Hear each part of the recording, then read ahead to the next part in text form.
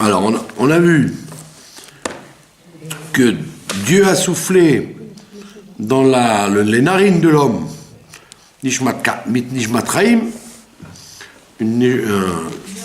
un souffle de vie. Nishmat, c'est la shon Neshima, ça veut dire un souffle. Donc, c'est ce qu'on explique dans le Midrash, qu'il s'agit du Nefesh Elokit, l'âme divine, le Yetzeratov. Alors on a dit, la différence entre les animaux et les hommes, c'est que les animaux, ils ont été faits en même temps. En même temps qu'il y a eu, ils ont été créés, ils ont eu en même temps le Nefesh et le Gouf en même temps. Ils sont d'un seul bloc.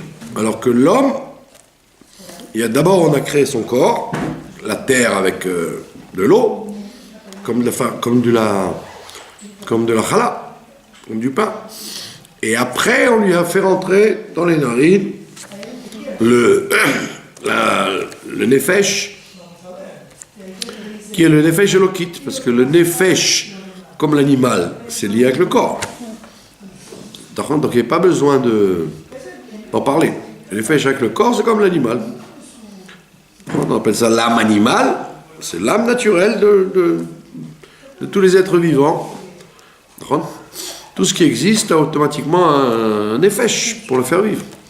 Il n'y a pas que de la matière. Il y a un aspect spirituel qui le fait vivre. Mais l'homme, il a ce site différent, qu'il a eu une âme qui rentrait par les narines. Et il te dit au passage, Crète, Vaïta. Il a planté Hachem Elohim. Donc on a dit déjà, depuis la création, depuis le chapitre 2, on dit il n'y a pas seulement Elohim, mais il y a Hachem et Elohim. Donc la miséricorde et la justice. Donc il y a un équilibre qui se fait entre Hachem et Elohim. Donc Hachem et Elohim, il a planté Gan, un jardin, Eden Mikedem, dans le Eden qui était antérieur à tout. Donc il y a ce qu'on appelle le Eden, d'accord, et à l'intérieur du Eden, il y a le Gan. Pas comme les gens y croient, Gan Eden, c'est-à-dire c'est son nom. Non, le jardin, il est dans le Eden. Le Eden, c'est un lieu. Eden, ça veut dire la douceur, le délice. Et dans ce monde-là qui s'appelle le monde du délice, Dieu, il a planté un Gan, un jardin. Et le Zohar, il dit que le Gan, ça fait 53, ça correspond aux 53 parachiotes de la Torah. D'accord? C'est-à-dire que si tu es dans le Gan Eden, qu'est-ce que tu fais? Tu étudies les 53 parachiotes de la Torah, en fonction de ce que tu as étudié sur Terre. Tu étudies le Pshat, le Remez, le Drash, le Sod, etc. D'accord? Mais sinon, c'était un endroit physique qui s'appelait le Gan. Gan Eden. Mikedem, c'est-à-dire qui était créé avant tout. Comme on dit dans les brachot des mariages, mais Gan Eden, Mikedem. Ça amarte, ça amar. Reima ovim, que ça mechacha, etc. Mais Gan Eden, Mikedem. Alors les mauvaises langues, elles disent pourquoi. On dit, Dieu il a créé l'homme et sa femme dans le Gan Eden Mikedem, parce qu'il n'y avait ni les parents ni les beaux-parents. Ils étaient tout seuls, ils étaient tranquilles. D'accord? Il n'y avait pas de belle-mère, il n'y avait pas de beau-père. Madame Marichonne, il était tranquille. C'est les mauvaises langues. Oui, il avait le Nachash, c'était pire. Ah, le Nachash, c'était pire que la belle-mère. Vayasem Sham. Et Dieu, il a mis là-bas. Et à Adam. Quand on dit Adam, ça veut dire l'homme et sa femme, puisqu'ils étaient à ce moment-là collés ensemble, dos à dos. D'accord? Ils se donnaient le dos. Comme des frères chamois, ils étaient collés dos à dos. Ouais. C'est ce qu'on appelle en Kabbalah Achor Be'achor. Arrière Be'arrière. Après, Dieu a endormi l'homme, on va voir. Et après, ils se sont retrouvés face à face. Oh, comment ça va? Ils se sont rendus compte. Donc ils vivaient ensemble, mais ils étaient dos à dos. Ils se voyaient pas. Ils se voyaient pas, enfin ils se voyaient comme ça, de dos, quoi. Ça évitait les histoires, hein. Parce que ça tournait mal quand ils se sont regardés face à face. Vayasem Sham, il a mis là-bas l'homme, Asher Yatzar, qu'il a fabriqué. D'accord? Comme on l'a dit, comme on dit dans la Kabbalah, il y a 4 mondes. Le monde de Hatzilut, c'est là d'où tout vient, et c'est pas physique. C'est le monde avant Bereshit. C'est pas physique, c'est un monde spirituel. Après, il y a le monde de la Bria, Bereshit Bara Elohim, c'est déjà la création. Après, le monde de Yetzira, on prend les matériaux et on fabrique avec, ça s'appelle Yetzira. Et après, il y a Asiya, qui est l'objet fini, terminé. D'accord? Donc, il a mis là-bas l'homme qu'il avait, Yatzar, qu'il avait fabriqué. D'accord? Alors, le Midrash, il dit qu'il a fait venir... Ron, il a attiré avec des cortèges des anges pour lui dire rentre dans le Gan, tu vas être bien, toi et ta femme, vous allez être, ça va être le top pour vous, etc. À ce moment-là, Pasuk Tet Vayat Smach Hashem Elohim. Donc c'est toujours Hashem Elohim maintenant. À partir de maintenant, c'est toujours Hashem Elohim. Vayat Smach, il a fait pousser la chose Tzemach. Tzemach, c'est du végétal, d'accord?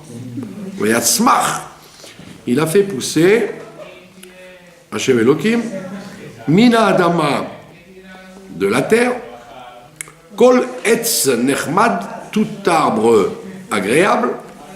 Nechmad, en hébreu, ça veut dire quoi? Chamoud, ça veut dire qu'on convoite. L'otachmod, tu ne convoiteras pas. D'accord?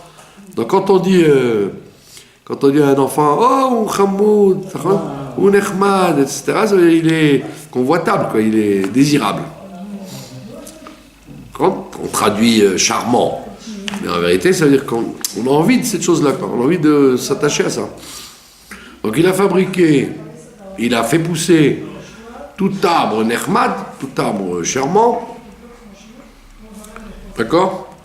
Le marais à l'œil, il était charmant à voir. Comme on dit toujours, la force de la création du monde, c'est que c'est beau. Quand vous voyez un bâtiment, c'est pas beau. Ça ressemble à des cages à poules. Quand vous voyez une usine ou ce que je sais moi, un grand supermarché, c'est pas beau. C'est fonctionnel pour que les gens puissent acheter, mais c'est pas beau. Alors que la création du monde, c'est non seulement fonctionnel, mais c'est beau. Quand vous regardez le site Jurassic Park et compagnie, géographique, etc. Moi j'avais un ami qui a été un séfarade qui habitait dans le Colorado. Il a fait son allée après. Il habitait dans le Colorado. Quand il ouvrait ses fenêtres, il avait la vue sur le Grand Canyon du Colorado. Et le matin, comme c'est des mines d'or là-bas, c'était tout rouge. Il y avait le soleil rouge, le ciel rouge. Il a dit c'était... tous les matins, tu avais envie de faire le Hallel, tellement c'était beau. Et pourtant, c'est un désert, hein, c'est le désert du Colorado. Il n'y a pas un gramme d'herbe. Mais il m'a dit, ça te prenait. Quand vous voyez les chutes de Niagara, l'Everest, c'est beau. Vous voyez la jungle, c'est magnifique. Vous voyez les jardins, les couleurs des fleurs et comment ça se... Donc Dieu, il a fabriqué ça, Nechmad le marais, beau à l'œil.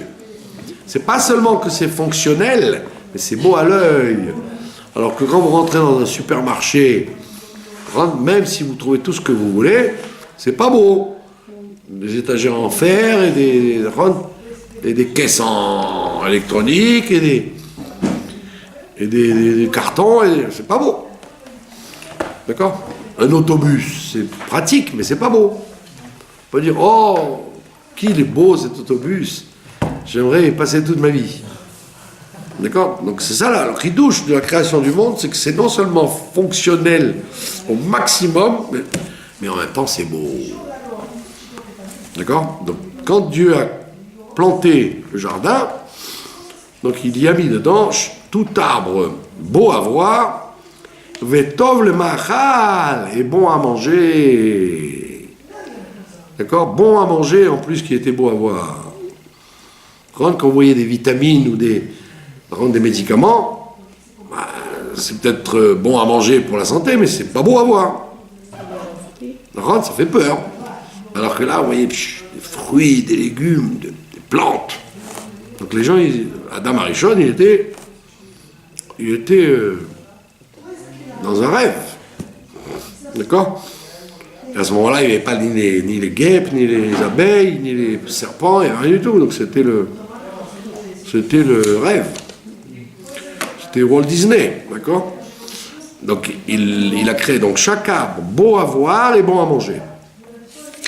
Et au milieu, Ve'etz HaChaim, il y a eu l'arbre de vie à l'intérieur du Gan, Ve'etz HaDaat, et l'arbre de la connaissance, Tov Vara, du bien et du mal. Et comme je vous l'ai expliqué la semaine dernière, que le Kli Yakar explique que dans un centre, quand vous avez un cercle, il faut bien qu'il y ait un centre. Or, si vous avez deux arbres, lequel était au centre? Alors, il dit là, il y avait un arbre avec deux branches.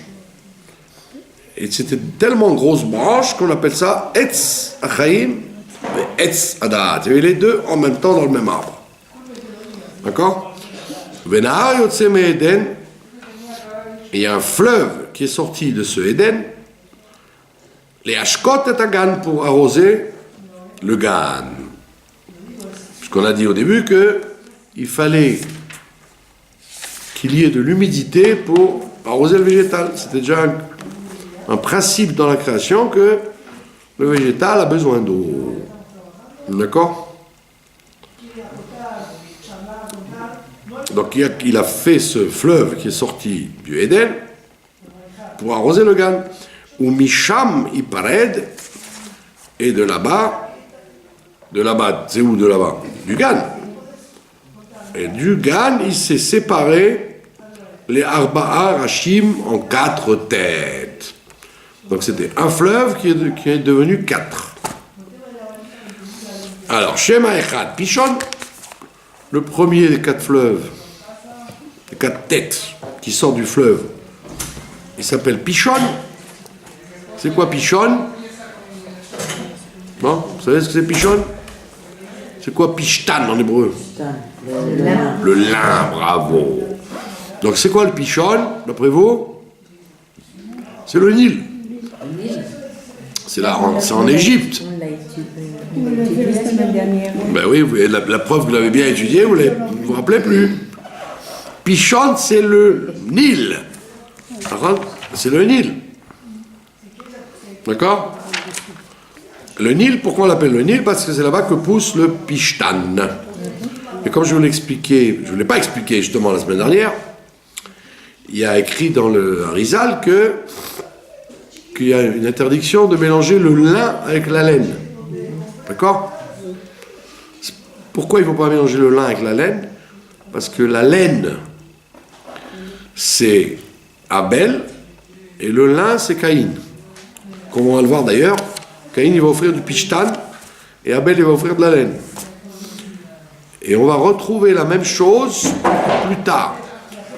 Pishtan, c'est Pharaon, Pishon, le roi d'Égypte. Et la laine, c'est qui? Moshe Rabbeinu, le berger. Donc on voit l'interdiction de mélanger le lin et la laine, c'est que quand vous rencontrez, vous faites se rencontrer les individus qui sont du lin et de la laine, ça un affrontement dramatique. C'est pour ça que Harry dit que Abel, il avait offert de la laine et il est revenu en Gilgoul dans Moshe. Et Caïn, qui a offert du lin, il est revenu en Gilgoul dans Pharaon. Et c'est pour ça qu'il dit carrément, le Arizal, il dit, quand est-ce que Abel a été tué par Caïn? Erev Pessah. 14 Nissan, dans l'après-midi, Caïn a tué Abel. On va le voir par la suite. Et c'est pour ça que le tikkun de Moshe Rabbeinu, c'est qu'il aurait pu tuer Pharaon. On peut dire à Pharaon, comme tu m'as tué à l'époque, moi je vais te tuer. Comme il dit, il est dans les Pirkei Avot, il a dit, j'ai vu un crâne qui flottait dans l'eau, et il dit, comme tu as tué, tu seras tué toi-même. Donc on avait vu ça dans le Sefer Gilgulim, ah ouais, c'est quand, ça s'arrête quand? Alors justement, Moshe, il aurait pu dire, puisque tu m'as tué, donc il faut que je te tue à mon tour. Et on voit que non, Moshe c'est le tikkun, il ne vient pas pour abîmer, il vient construire.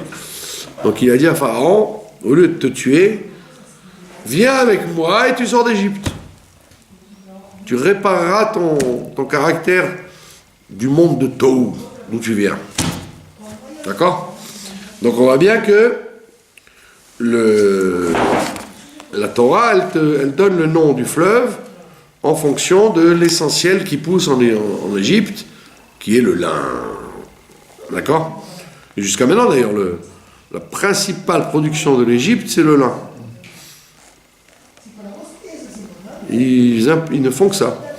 Non, rien d'autre, c'est un pays pauvre, très pauvre. Mais la seule chose qu'ils produisent, c'est du lin.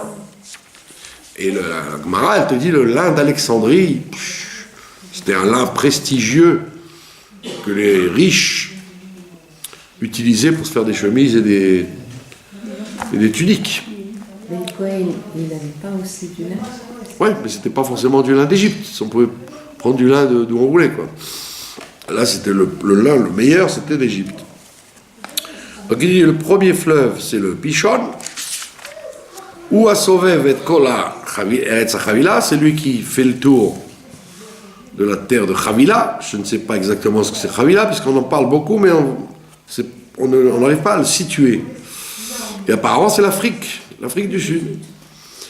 Et il te dit pourquoi? Asher Sham Azahav, c'est là-bas que se trouve l'or. Et on avait dit la semaine dernière déjà que l'or, à l'origine, se trouvait en Afrique du Sud. Enfin, il se trouve toujours. L'Afrique du Sud qui est reliée avec l'Australie. Ils disent, l'or de cette terre-là est bon. Qu'est-ce que ça veut dire un or bon? Il y a un or mauvais et un or bon. Parce que vous savez très bien, vous qui aimez les bijoux, mesdames, que vous avez dans l'or plusieurs qualités d'or. L'or, à l'origine, c'est rouge. C'est rouge et mou. C'est mou comme du caramel. Vous n'avez pas vu dans les films de cow-boy, là, quand il vérifie si une pièce elle est vraie, il la tord dans la bouche. Parce qu'à l'époque, l'or c'était de l'or pur. L'or pur, c'est rouge. Mais il y a des qualités de l'or pur. Et le meilleur or, ce serait celui d'Afrique du Sud. Meilleur que l'or sibérien, meilleur que l'or canadien, meilleur que l'or du Colorado. Le meilleur or en qualité, où il y a le moins de pierres et de moins de saleté, c'est l'or d'Afrique du Sud.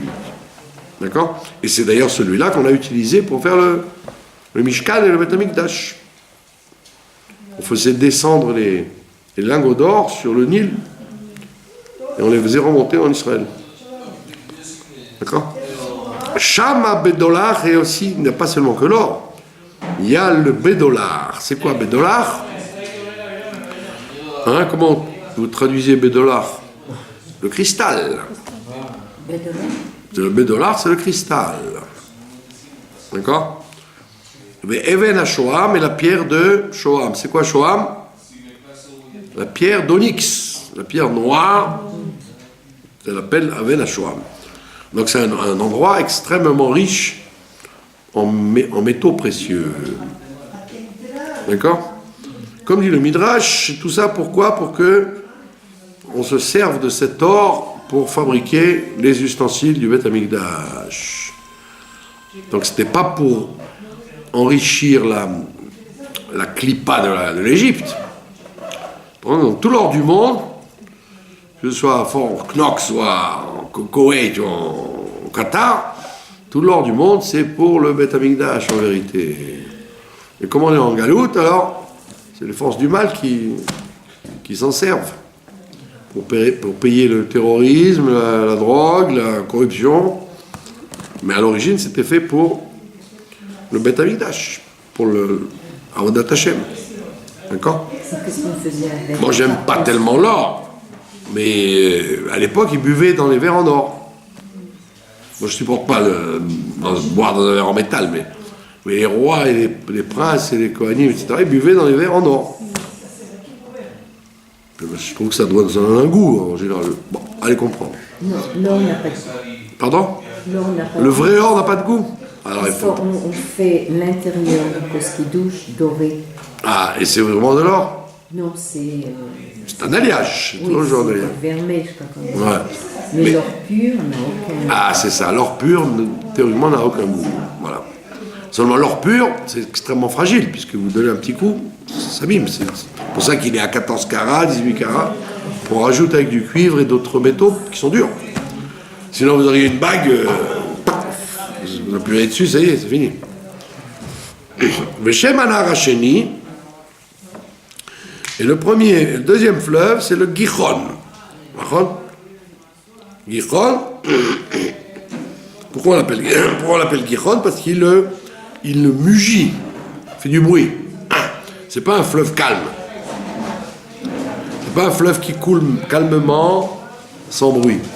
C'est un fleuve qui fait un bruit énorme. On l'appelle Gihon. Et où est-ce qu'il se trouve? Ou à Sovev et Kol Eretz Kush, c'est celui qui va dans l'Eretz Kush. C'est quoi Kush? L'Éthiopie. Bravo. C'est en Éthiopie. D'accord? Donc le premier, le Nil, en Afrique. Le deuxième, en Éthiopie. Veshem Anar Hashlishi, le troisième, c'est le Hidekel.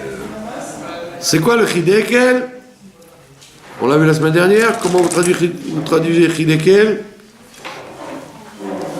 Le tigre. Le tigre. Et comment il s'appelle? Le Onkelos, la traduction en araméen, l'appelle Diglat. Vous savez qu'en arabe, les Arabes ils n'arrivent pas à dire le que, ils disent ge. Comme ils n'arrivent pas à dire le p, ils disent be. Ils disent bicha. Quand vous voulez savoir si c'est un arabe qui parle, vous lui dites Zebseder. Alors il dit oui, Zebseder. Efo Zepo. Ici, il dit beau, c'est beau. C'est comme ça que la police. La Palestine, c'est pas leur pays, ils n'arrivent même pas à le prononcer. C'est la Palestine. Donc les Arabes, ils n'arrivent pas à prononcer le que. Ils disent degel. Degel. Pour dire le palmier, au lieu de dire dekel, ils disent degel. Et là, c'est diglat. Diglat, ça veut dire c'est le tigre, c'est la terre où poussent les palmiers. Tout au long du Tigre, là-bas en Irak, vous avez des palmiers, des palmeraies à perte de vue. Vous connaissez les dates Degel Nour? Degel, ça vient du mot Degel, Dekel. Et c'est marrant parce que les Allemands, c'est le contraire. Les Allemands, ils n'arrivent pas à dire le be, ils disent peu. Ma voisine, c'est une Allemande. Comme les vrais Allemands, elle te dit c'est Pesséder. C'est pas. Elle n'arrive pas à dire B, elle dit peu. C'est marrant, hein? Comme de chaque côté. Donc il faut arriver à prononcer toutes les lettres comme il faut, quoi. Donc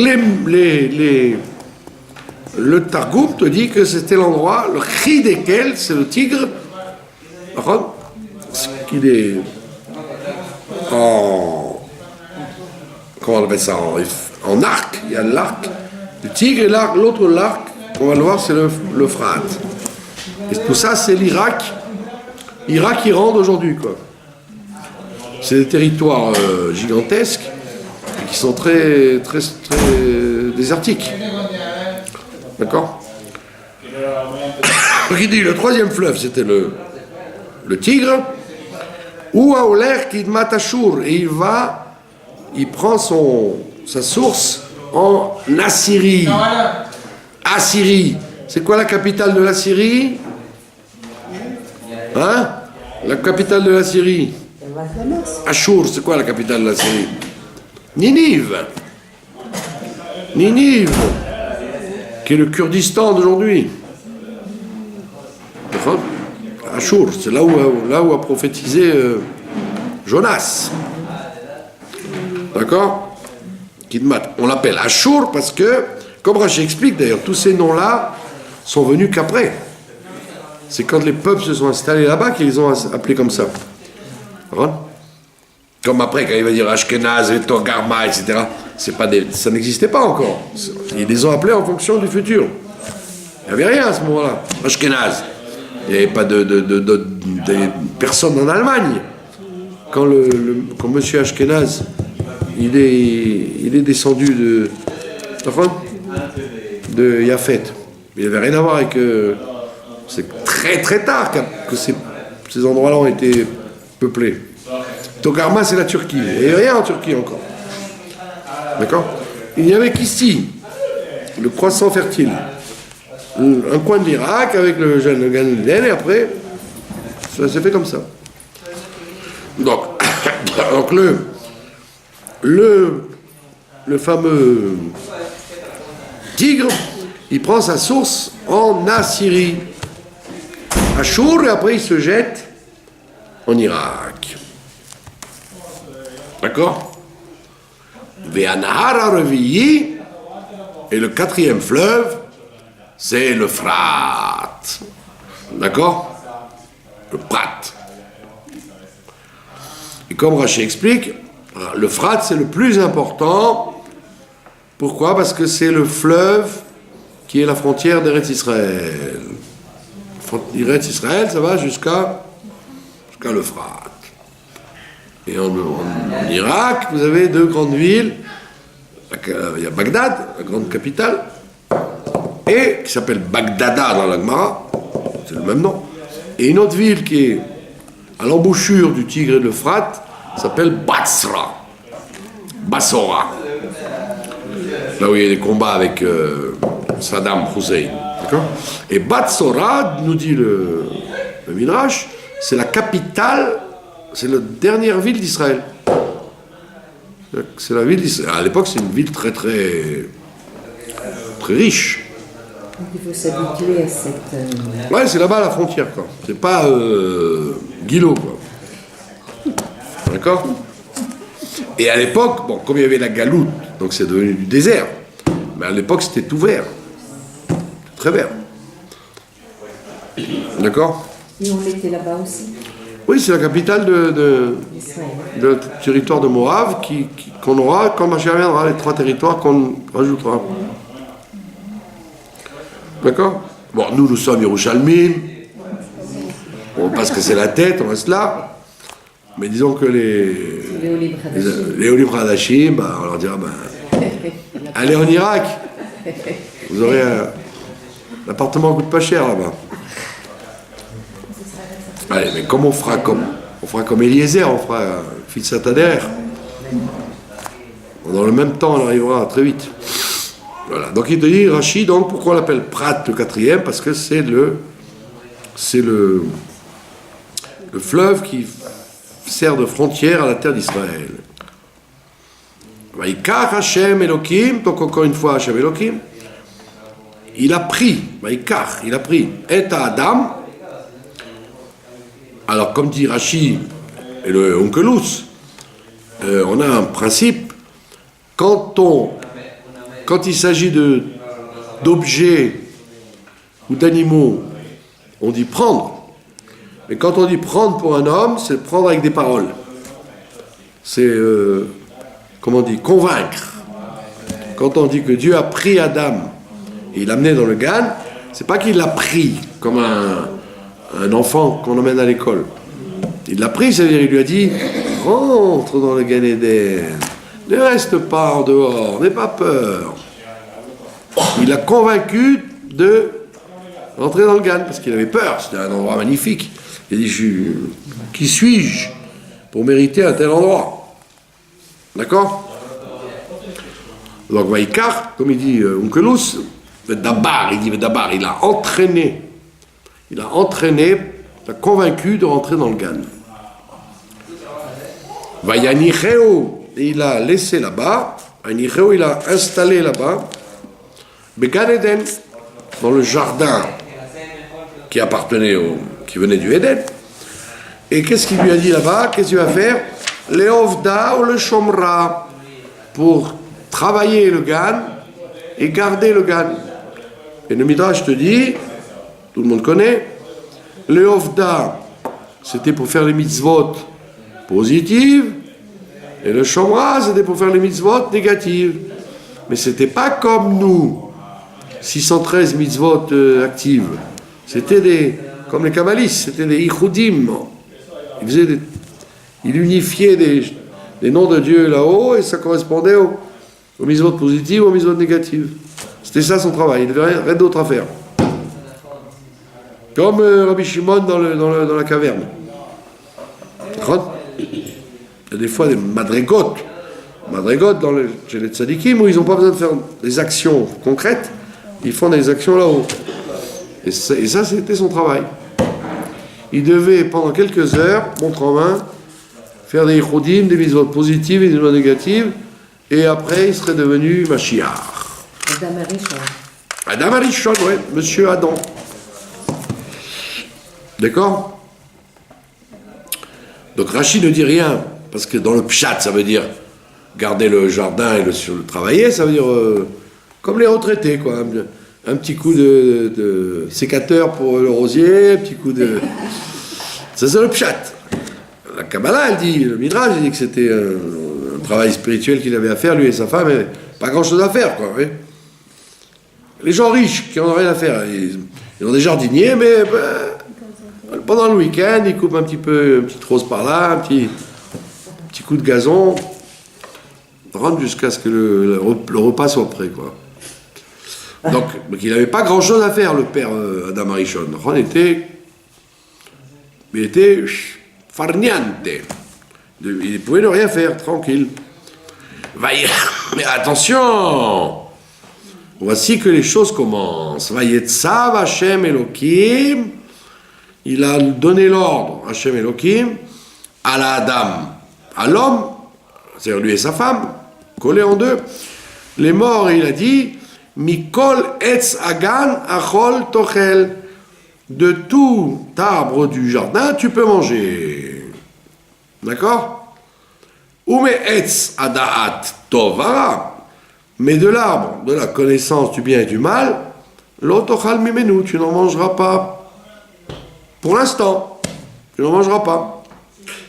Qui, parce que, beyom acholcha mimenu, le jour où tu en mangeras, mot tamut, tu mourras.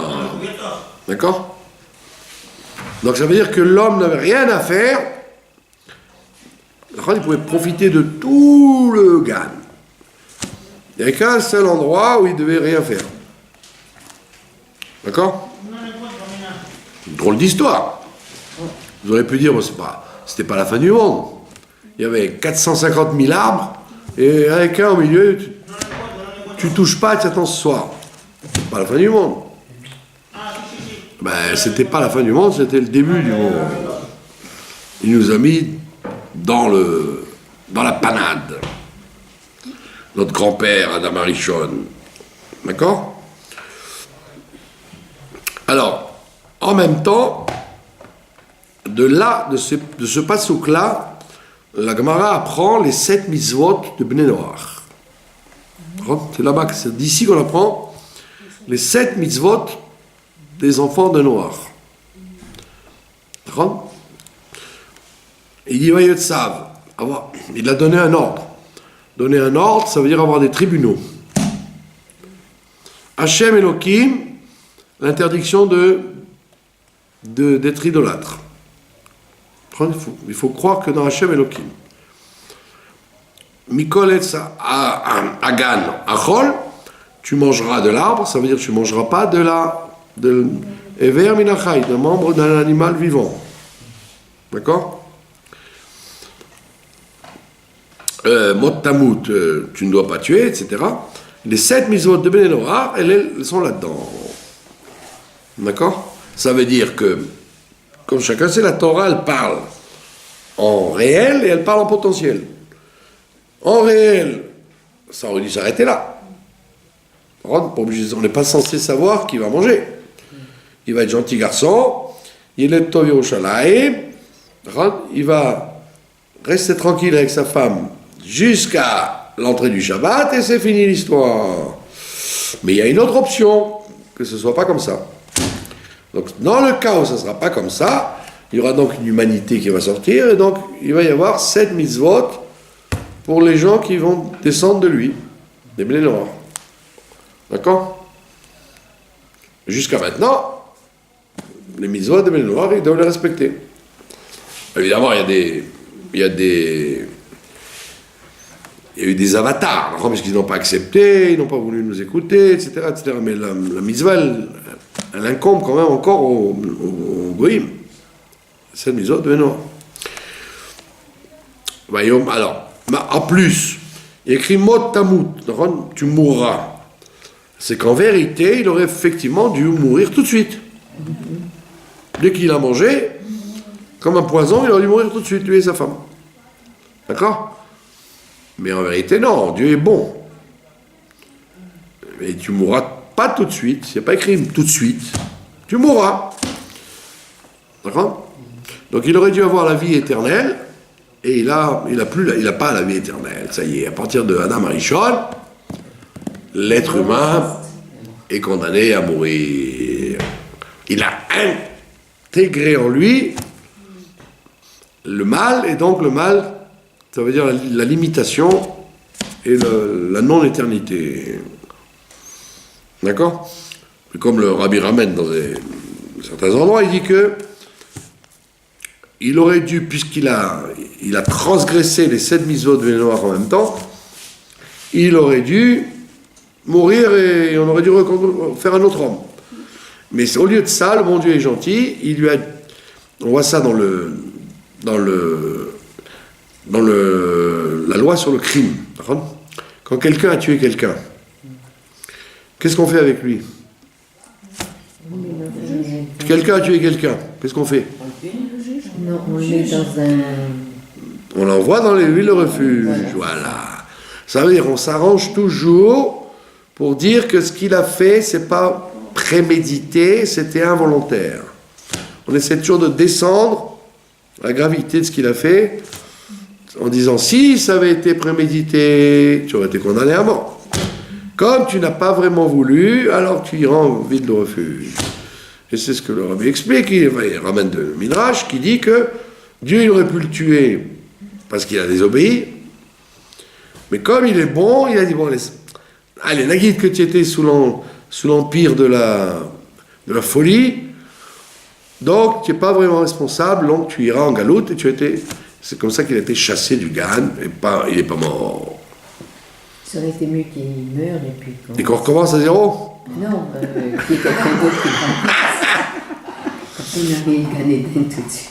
Ben non, c'est pour vous enseigner que Dieu il est clément, et bien qu'on aurait pu le juger sans excuse, lui et sa femme, on a trouvé quand même une excuse en disant allez bon c'est vrai c'était trop tentant, c'était trop agréable, comme nous quand on était petits, ma grand-mère elle mettait les confitures en haut pour pas qu'on les touche, mais au bout de 3 heures on avait découvert la cachette, alors quand elle sortait de la cuisine on allait piquer les confitures là-haut.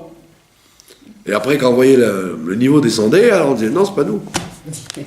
Et ma grand-mère savait très bien que c'était nous. Ça pouvait être qui? D'accord? Ça veut dire que Dieu n'a pas voulu dire à Adam ah, tu es vraiment un rachat, hein, tiens, tu m'as désobéi. Il a dit bon, là, d'accord, je comprends, tu as été faible, parce qu'il devait te donner certainement très envie cet arbre, plus que les autres. Donc il a dit bon, là, tu es assassin involontaire. Donc tu partiras en galoute. Voilà. Vayomer Hashem Elohim, encore une fois. C'est-à-dire que pendant les deux Beth Amikdash, C'était Géoula ou c'était encore Galou? Ah non, c'était pas vraiment Géoula, oui. C'était pas vraiment Géoula. Eh ouais, la Géoula, comme il dit le rabbi, c'est quand il n'y aura pas de galoute après. Quand on va vraiment terminer, ça s'appelle Géoula mitis vashlem. C'est ça la Géoula, c'est quand il n'y a rien, il n'y a pas de galoute après. Comme il y a une galoute après, ça veut dire que c'était pas vraiment, c'était pas Nitzri. Comme quand vous achetez un robinet, même si on vous garantit 10 ans, 20 ans, 100 ans de garantie, il va s'abîmer un de ces quatre. Voilà. Donc monsieur Adam Arishon, il en est là pour l'instant. Pour l'instant, il est très gentil. Hein. Il n'a rien fait. Il est Tov Yerushalayim. Mais voilà Tipa que ça va se corser. Vayomer Hashem Elohim. Dieu a dit, Lotov eyot Adam levado. Il n'est pas bon que l'homme soit seul. Et c'est lo ezer kenegdo. Je vais lui faire une aide contre lui. D'accord? Je vais lui faire une aide contre lui. Tout le monde connaît le Midrash, bien évidemment, que s'il est comme il faut, elle est ezer, elle aidera. S'il n'est pas comme il faut, kenegdo, elle sera contre lui. D'accord? Alors évidemment, la question qui se pose, c'est qu'on a l'impression qu'elle était sourde.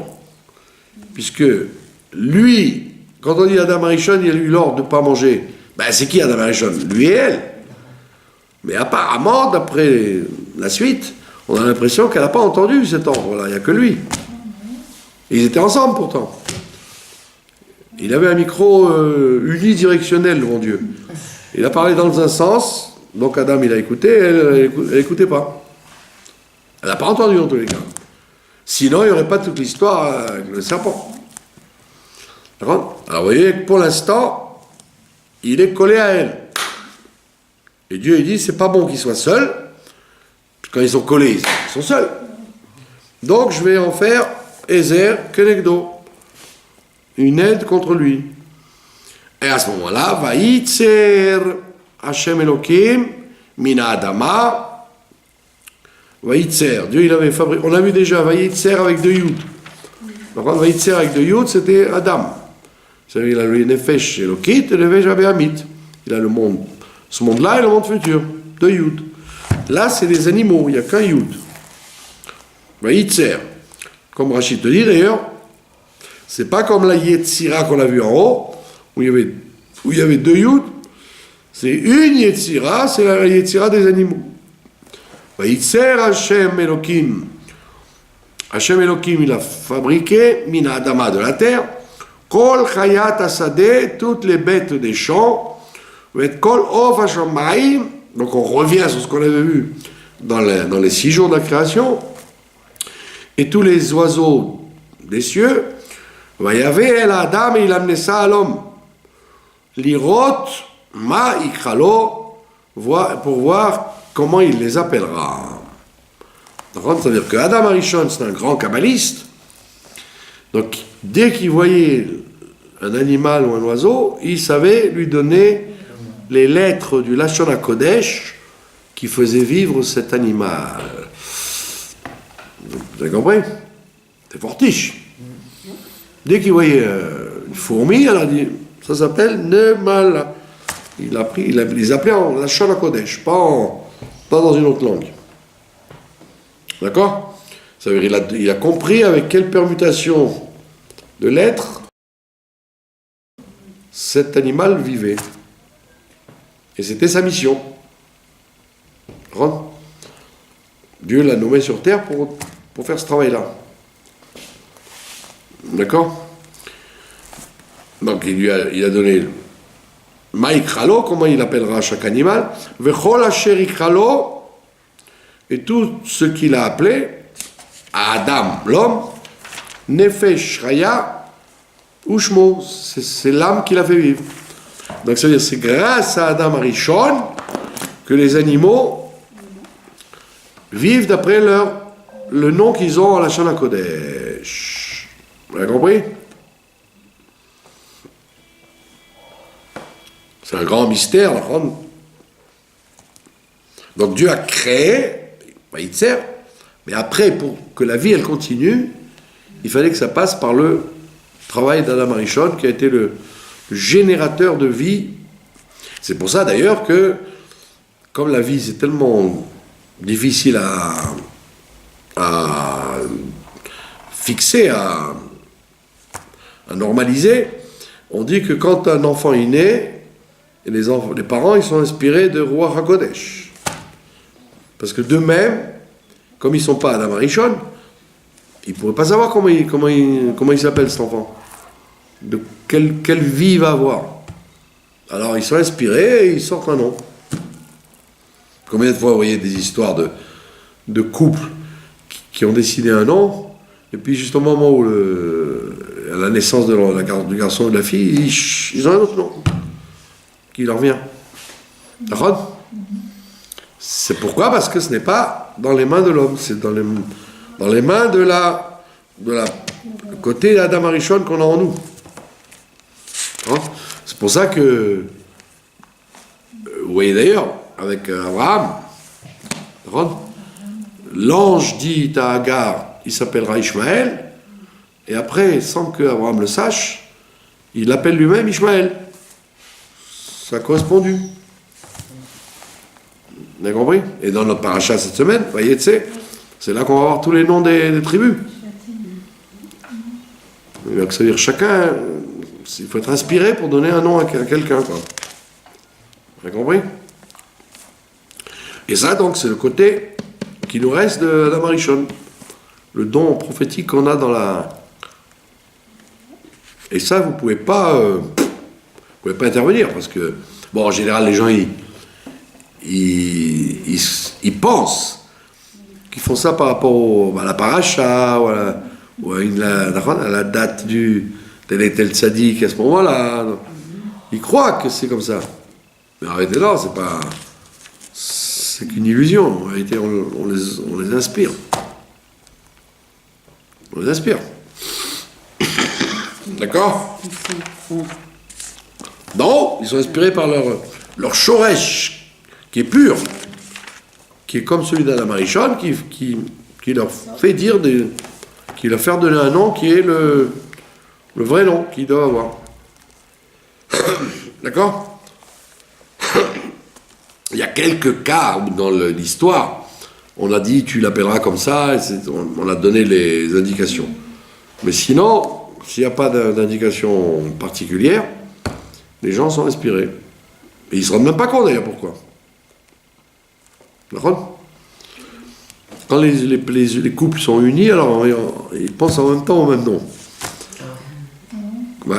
Quand ils ne sont pas en phase, alors elle dit Esther, l'autre elle dit Myriam. D'accord ? Alors après, la grand-mère a dit quoi ? Vous ne donnez pas de mon nom ? Alors bon, allez. Allez, Hana. D'accord ? Et on croit tout ça que c'est des histoires de famille, des histoires de... Non, c'est la Neshama qui est comme ça. La famille, la Neshama, elle est... comme il dit là, le Nefesh, Chaya, Ushmo, le nom que doit avoir la Neshama, de l'animal, c'est Adam Arishon qui l'a donné. Allez, on est au Shlishi, vous y êtes, c'est bon ? Vaikra Adam Shemot, donc Adam a donné les noms. Le Chol Abema, à chaque bête, ou le Ofa Shamaim, et à chaque oiseau, chaque volatile, ou le Chol Achayat Asadeh, et à chaque bête sauvage, ou les Adam, maintenant pour tout ça, pourquoi on nous raconte tout ça en plein milieu, ou les Adam, parce que pour l'homme, l'homme Matza Ezer Kenegdo. Et l'homme n'avait pas trouvé quelle était sa vraie compagne. Moi, je me suis toujours posé la question. Quoi, il était tellement bête. Il aurait pensé qu'il se mariait avec une fourmi ou avec un cafard. Il avait une femme qui était comme lui, collée à lui, et il cherche. Peut-être je vais me marier avec la panthère ou avec la... Il n'était pas idiot à ce point-là, c'est bizarre. D'accord ? Comment c'est possible ? Ah, vous auriez dit, il y a 3000 femmes. Parmi les femmes, j'aurais dit, il ne sait pas quelle est la sienne. Mais là, il va se marier avec une souris ou un scarabée. Aujourd'hui, les gens sont fous. Vous voyez des hommes qui se marient avec des chevaux, J'ai une photo chez moi d'un mariage en Amérique, d'un monsieur avec un smoking. Il se marie avec un cheval. Alors, vous êtes sous une troupa, comme ça, vous avez un smoking avec le nœud papillon noir, et à côté, vous avez un cheval.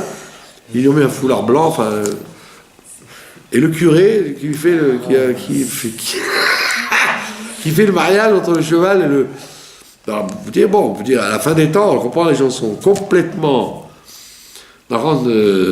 cinglés, donc ils peuvent penser s'accoupler avec n'importe quoi. Mais à la Marichonne, il avait une autre option que sa femme. C'était évident, quoi. Comment vous répondez à la question?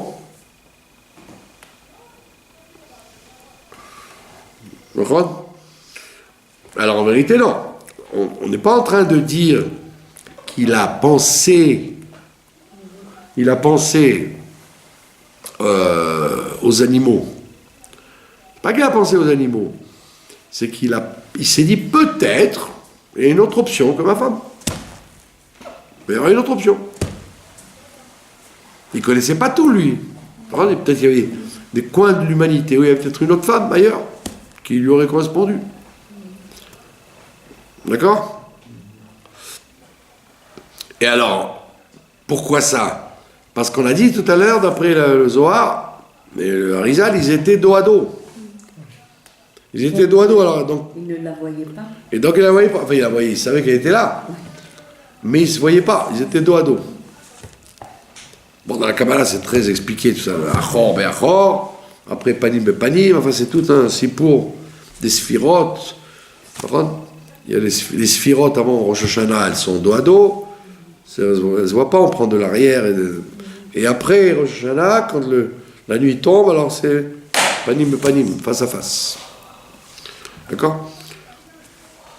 Bekitsour, donc il a imaginé qu'il était un avec Chava, et donc automatiquement, ça ne pouvait pas être son Ezer Kanegdo. C'était sa moitié, mais ce n'était pas sa femme. Alors qu'est-ce qui s'est passé? Il appelle, Dieu a fait tomber, et Hachem Elohim a fait tomber Tardema, c'est-à-dire un évanouissement. Ardama, il est devenu, il était dans le coma, quoi. Il est tombé dans le coma. À la dame, sur l'homme, Vaïchan, et il s'est endormi. Vaïkach achat mitzalotav, Hachem Elohim, il a pris un de ses côtés, comme Rashi explique, Tzalotav, ça veut dire côté, ça ne veut pas dire une côte, comme on croit. Pas une côte, un côté. Comme on voit dans le Misbéach, il y a 4 côtés, on dit. Arbat Slaot. Donc c'est pas comme on est en boucherie, on appelle ça les côtes, les beefsteaks. Non, c'est les côtés. Il y avait lui et de l'autre côté, il y avait sa femme. D'accord?